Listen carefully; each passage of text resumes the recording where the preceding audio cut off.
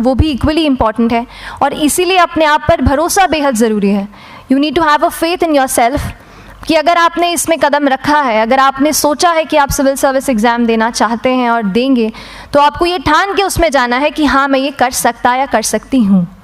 ये एक अपना मोटिवेशन, अपने साथ एक फेथ, बिलीफ अपने ऊपर आपको हमेशा रखना है।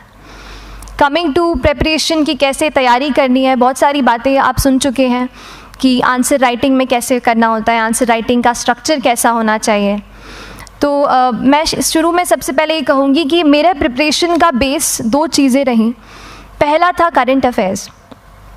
करंट अफेयर्स इसलिए मैंने उसको उसी से शुरुआत की क्योंकि करंट अफेयर्स सबसे इंटरेस्टिंग पार्ट होता है। कई बार आपको हिस्ट्री कभी बोरिंग लगेगी, कई बार आपको लगेगा ज्योग्राफी इतना, कभी हर किसी के अपने अपने फेवरेट्स होते हैं। तो मुझे वो 2 सब्जेक्ट्स लगते थे कि यार इतना मन नहीं करता है, लेकिन न्यूज़पेपर्स और करंट अफेयर्स में जो भी नया चल रहा है वो मुझे हमेशा इंटरेस्टिंग लगता था। इंटरनेशनल रिलेशंस में क्या हो रहा है, क्या सोशल रियलिटीज़ हैं, कहाँ क्या हुआ, उसका क्या इम्पैक्ट पड़ेगा एडमिनिस्ट्रेशन पे और हमारी कंट्री पे, तो उसको आप अपना एक बेस बना सकते हो। आप करंट अफेयर्स बेस्ड प्रिपरेशन कर सकते हैं, इसलिए भी क्योंकि अगर आप मेंस एग्ज़ाम देखेंगे तो काफ़ी डायनामिज्म आ गया है, केवल प्रीलिम्स में नहीं बल्कि जनरल स्टडीज़ पेपर 2, पेपर 3 में भी आप देखेंगे कई सारे ऐसे सवाल हैं जो करंट इवेंट्स से इंस्पायर्ड होते हैं, उन पे बेस्ड रहते हैं। तो जब आप न्यूज़पेपर बेस्ड, करंट बेस्ड पढ़ाई करते हैं तो वो आपका प्रिपरेशन वहाँ से भी कवर हो सकता है।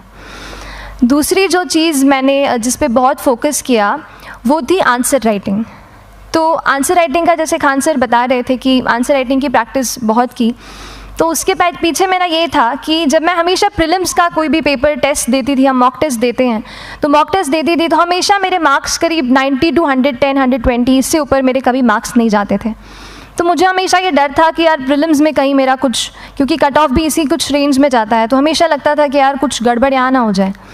लेकिन जब मैंने आंसर राइटिंग की और मेंस एग्ज़ाम के बारे में जाना, तब मुझे लगा कि आंसर राइटिंग एक ऐसी चीज़ है, मेंस एक ऐसा फेज़ है सिविल सर्विस एग्ज़ाम का जहाँ पे आप अच्छे से तैयारी कर सकते हैं। And if you have written the answers, if you know कि you have covered the points well, if you have included उसमें कुछ आपने facts, international reports, government schemes, आपने कुछ ऐसे उसमें सॉल्व भी डाला है, तो जो रिज़ल्ट आएगा वो सेटिस्फैक्ट्री ही आएगा, अच्छा ही आएगा। तो मेंस एक ऐसा पार्ट है जिस पे आप काफ़ी बैंक ऑन कर सकते हो। मैं जब पर्सनालिटी टेस्ट भी मैंने दिया तो इस बार भी आप नंबर्स देखेंगे तो आसपास की रैंक के हिसाब से मेरे नंबर्स उसमें कम हैं, लेकिन it is just the general studies and the answer writing part, जो मेंस के जो वो है मार्क्स हैं या मेंस का जो एक फैक्टर रहा, वो मेरे लिए सबसे ज़्यादा इंपॉर्टेंट डिसाइडिंग फैक्टर रहा है। तो अपना एक्सपीरियंस यही बताऊंगी कि आंसर राइटिंग पे आप विशेष फोकस कीजिए। जैसा स्ट्रक्चर आपको बता ही चुके हैं कि इंट्रोडक्शन में कैसे आपको शॉर्ट रखना है, बॉडी एंड देन कंक्लूजन, उसमें छोटी चीज़ जैसे मैं अभी मेंशन कर रही थी, आप एक इंश्योर कीजिए कि देखिए जो भी एग्जामिनर आपकी कॉपी चेक कर रहे हैं वो दिन में 10, 15, 20 कॉपीज़ चेक कर रहे हैं, तो उन सब से आपको अलग कैसे आप अपनी कॉपी दिखा सकते हो, ये चीज़ आपका प्रेजेंटेशन और आप जिस तरीके से आंसर लिखते हो कंटेंट को, वो मैटर करेगा। आप इंश्योर कर सकते हैं कि आपके आंसर में कुछ फैक्ट्स, गवर्नमेंट की स्कीम्स, कुछ कमिटीज़ बैठती हैं, जैसे एक प्रिवेसी पे justice BN Shri Krishna committee की रिपोर्ट आई है, तो आप मान लीजिए आपको कोई प्रिवेसी पे सवाल आ गया तो आपने उन कमेटी का नाम कोट कर दिया। ऐसे बहुत सारी कमिटीज़ होती हैं। कुछ इंटरनेशनल रिपोर्ट्स आते हैं, वो आप उनको इनके बारे में लिख सकते हैं। इंडिया का मैप आप बना सकते हैं। मैंने सीख लिया था कि 10-15 सेकेंड्स में कैसे जल्दी से मैप बनाना है और उस पर कैसे पॉइंट कुछ करना है, कुछ लोकेट करना है। तो ये कुछ ऐसी चीज़ें हैं जो आपके आंसर्स को एनरिच करेंगी और प्रेजेंटेबल बनाएंगी। तो इस तरीके से आंसर्स पे जैसे हम क्लास करते हैं, लेकिन उसके साथ साथ आपको ये कोशिश करनी है कि 1 से 2 आंसर पर डे आपको ज़रूर लिखने ही लिखने हैं, apart from the test series that you are doing. Answer writing से 2-3 चीज़ें होती हैं, ना केवल हमारी एक लिखने का हमें समझ आता है हम क्या लिखते हैं कैसा है, पर हमारा कॉम्प्रिहेंशन भी इम्प्रूव होता है। हमें कितना समझ में आया वो भी हमें खुद समझ आता है जब हम आंसर्स लिखते हैं। और इसीलिए आंसर राइटिंग पे आप फोकस कीजिए, 1 से 2 आंसर्स ज़रूर लिखिए। और आंसर राइटिंग के बाद the third pillar of my preparation जो काफ़ी इंपॉर्टेंट जिसने रोल प्ले किया, that was tests and test series and mocks. देखिए हम पढ़ रहे हैं यहाँ पर, I will also come to the point कि हम कैसे दिल्ली, भोपाल और इंदौर में प्रिपेयर करके बिना दिल्ली जाए हम कैसे कर सकते हैं, I will come to that point. पर उसके पहले टेस्ट की थोड़ी बात कर लेती हूँ कि टेस्ट देना क्यों ज़रूरी है।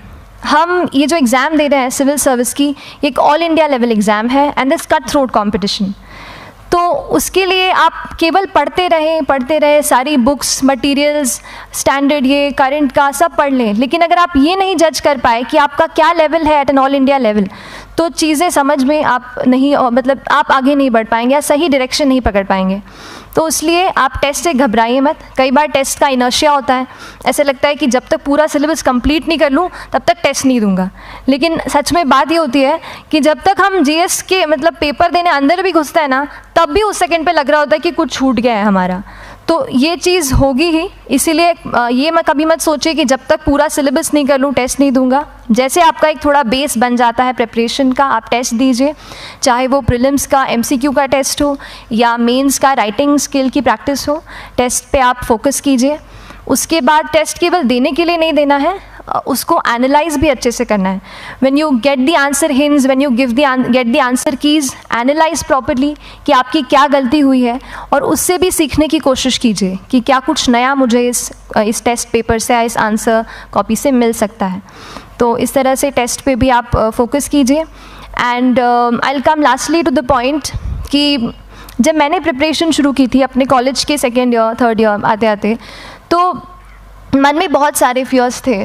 मैं भी एक नॉर्मल फैमिली से हूँ, मेरे फैमिली में किसी ने आज तक सिविल सर्विस का पेपर भी नहीं लिखा था, तो मन में बहुत सारे फियर्स थे, डाउट्स थे, क्या होगा, कैसे होगा। तो हो सकता है आपके मन में भी ऐसा हो।